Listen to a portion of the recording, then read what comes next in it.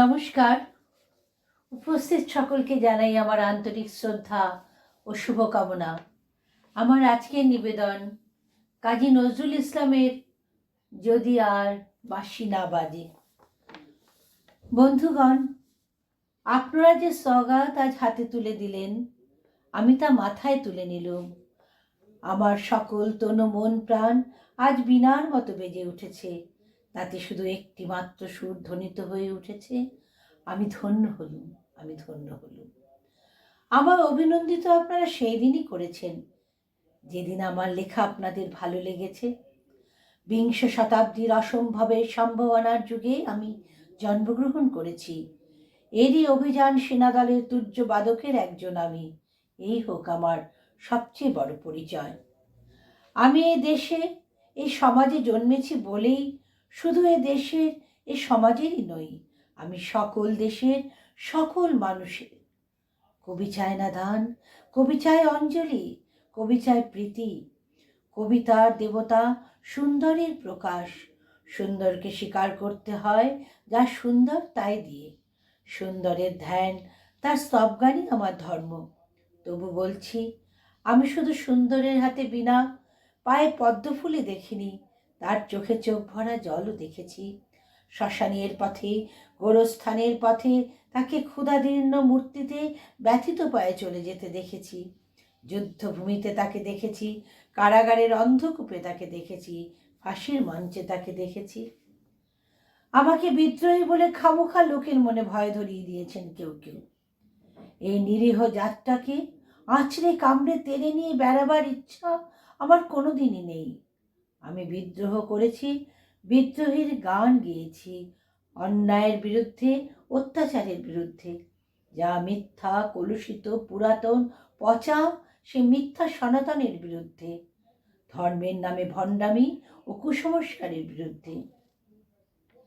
জাতিতে জাতিতে বিদ্বেষ, যুদ্ধ বিগ্রহ, মানুষের জীবন একদিকে কঠোর দারিদ্র, ঋণ, অভাব, অন্যদিকে লোভী অসুরের যক্ষের ব্যাংকে কোটি কোটি টাকা পাষাণ স্তূপের মতো জমা হয়ে আছে।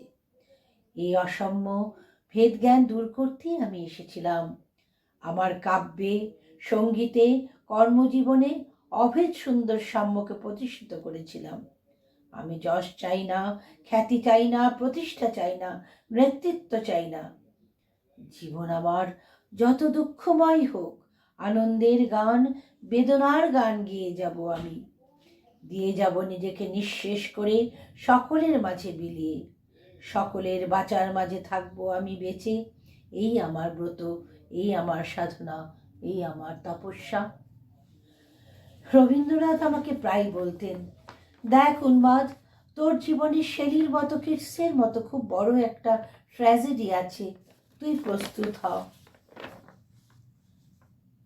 জীবনের সেই ট্র্যাজেডি দেখবার জন্য আমি কতদিন অকারণে অন্যের জীবনকে অশ্রুর বর্ষায় আচ্ছন্ন করে দিয়েছি। কিন্তু আমার জীবন রয়ে গেল বিশুষ্ক মরুভূমির মতো তপ্ত। মেঘের ঊর্ধ্বে শূন্যের মতো কেবল হাসি, কেবল গান, কেবল বিদ্রোহ। আমার বেশ মনে পড়ছে একদিন আমার জীবনের মহা অনুভূতির কথা।